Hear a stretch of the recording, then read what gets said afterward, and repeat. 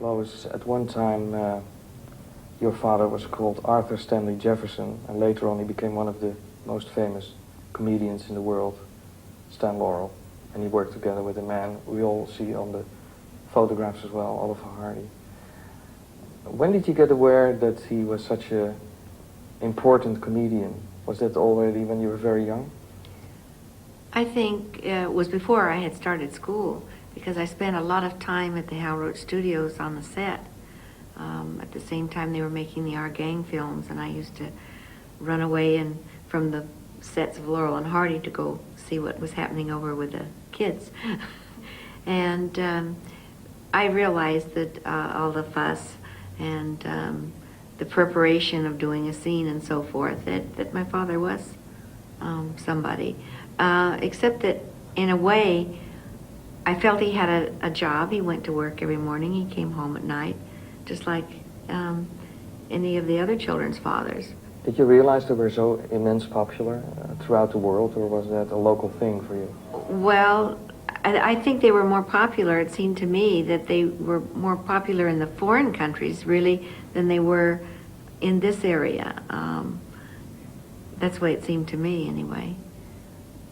When they went abroad on their tours and for a holiday, and I did see the films, especially from their 1933 trip, the crowds were just like 50 deep, and they were overwhelmed. They didn't realize that they were that popular until they actually went over there. And how did you relate to Oliver Hardy? Oh, he was a wonderful man. I just adored him. He would come to the house often, and I got up to an age, I must have been maybe 4, and by this time I would be taken into the screening room or go to the movies to see the Laurel and Hardy films. And on the screen I suddenly realized that here was this big man beating up my father, and I didn't think I liked it one bit. So the following week my mother said that when Oliver Hardy came to the house, that I wouldn't have anything to do with him. I didn't want to talk to him. I just didn't say anything. And we have some home movies where it's very obvious that something was wrong. But I hadn't said anything to my parents, like I don't like Uncle Babe beating up my father or anything. And finally, they realized why I thought that I didn't like him. And so my father said, well, he would remedy that. So he wrote a script where he got the best of Oliver Hardy and took after him with a piece of lumber, and I thought, oh, my father can take care of himself. I was very pleased. Was he funny at home? Oh, yes. And he could be very serious as well, especially when he would get ideas for stories or be working on a storyline. And but I seemed to sense when it was time to play and when it was time to be quiet and let him do his writing. Now later on he divorced your mother, and were you still around with him? Oh, I was quite small when they divorced. Yeah. 5 or 6. However, I was there weekends, and my mother did not try to keep me from seeing my father, and so I was with him quite a bit of the time.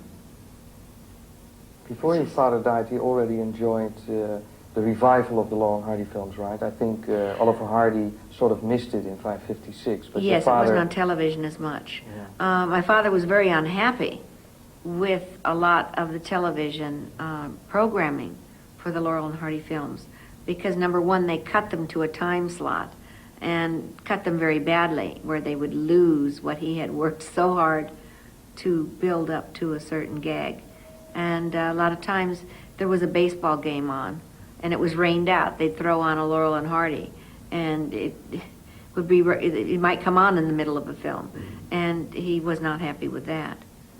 But he was excited that it all came back? Oh, yes, yes. But he just wished that they could have, it bothered him that a lot of what he had worked so hard for was ruined, and he didn't want the public to see it that way. There's some things from Laurel and Hardy which will remain forever. One of them is this. And the other one is probably this. Kneesy, earsy, nosy, and the finger wiggle. Where does this come from? Well, It was used in Fra Diavolo. Yes. My cousin Nancy Wardell says that she had seen her grandfather rehearsing my father in doing this. Now, whether my father had done it as a child and had forgotten or what, that I don't know. But, or whether my grandfather invented it, that I really don't know. But she can recall seeing her grandfather teaching it or rehearsing my father through it. And my father then, when he came back to America, put it into his next film. There's a whole line of performers in your family. It's not only Stan, it's also his father, and maybe even before. I don't know. You could tell us. Was Stan's grandfather also involved, Phil? In theater management, theater, really. yeah. And then my father's mother was England's greatest tragedian, and she was in the theater. In fact, I believe that's where she met my grandfather, my father's father. Then your husband is involved, Phil. He's a performer. Yes. Who else is there?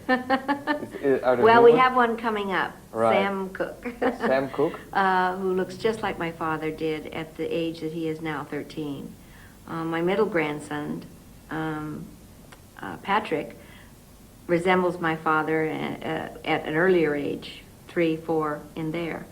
But young Sam has even to the ginger red hair, and he's bound and determined that he wants to be in the business. Oliver Hardy died in 56, your father in the early 60s, right? Oliver Hardy died in August of 57. 57. And my father died in February of 65. That's more than 20 years ago. You still miss him? Oh, yes. But I think I'm very fortunate, and I think our whole family is fortunate to be able to turn on the television or to put on a videotape. It's kind of like having the family around, even though they're gone. The first few years after my father passed away, I couldn't go through any of the memorabilia or the scrapbooks or even watch them on television. But finally one day, when my first grandchild was born, my daughter brought him home for her first Christmas with the family. And it happens here that on Christmas Day, they usually run Babes in Toyland or Swiss Miss or one of those films. And my daughter said, she came out to the kitchen and she said, Mother, she said, isn't it wonderful that we can have Grandpa with us every Christmas? And I hadn't really looked at it that way, that we were very fortunate.